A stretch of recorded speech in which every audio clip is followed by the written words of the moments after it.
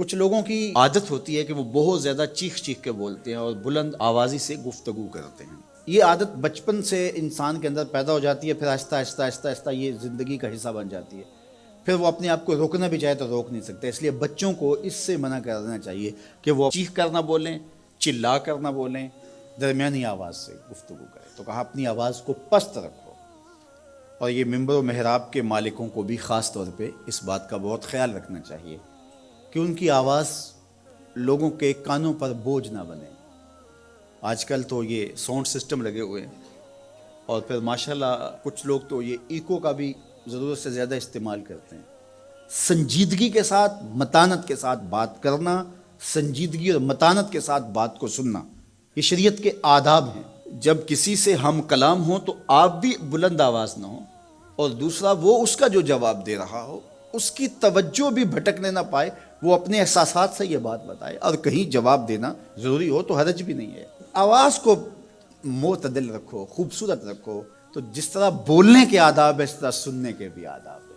ویسے ماہرین کہتے ہیں کہ تیز آوازیں بندہ پونے گھنٹے سے زیادہ نہیں سن سکتا، یعنی اس کا سٹیمنا جو ہے وہ اتنا ہی ہے کہ وہ اتنا سن لے.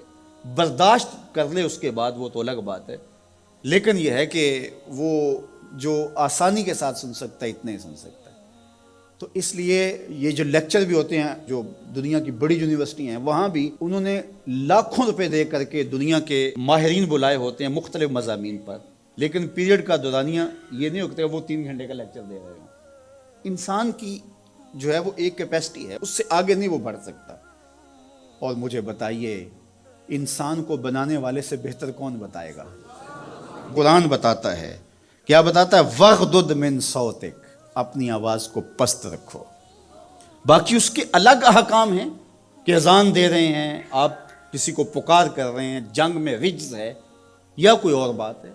ابھی لائٹ چلی جاتی ہے اور دور تک لوگ بیٹھے ہیں تو مجھے لامحالہ طور پہ اونچا بولنا پڑے گا. میری آواز اونچی ہے تو میں کوشش کروں گا آخری شخص تک آواز پہنچے، وہ ایک الگ بات ہے.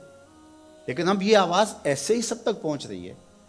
تو ان آداب کو جب ہم سمجھتے نہیں ہیں تو اپنی بات کو اچھی، کچھ لوگ سمجھتے ہیں کہ زور سے بولیں گے تو لوگوں کے اندر بات اترے گی. ایسا نہیں ہے. بات زور سے بولنے سے نہیں اترتی، بات دلیل سے اترتی ہے. رومی علیہ رحمہ فرماتے ہیں کہ بادلوں کے گرجنے سے نہیں، پھول کھلتے ہیں بارش کے برسنے سے. تو بارش برسے گی تو پھر پھول کھلیں گے، بلکہ وہ جتنی آہستہ آہستہ برسے گی اتنی ہی جذب ہوتی چلی جائے گی.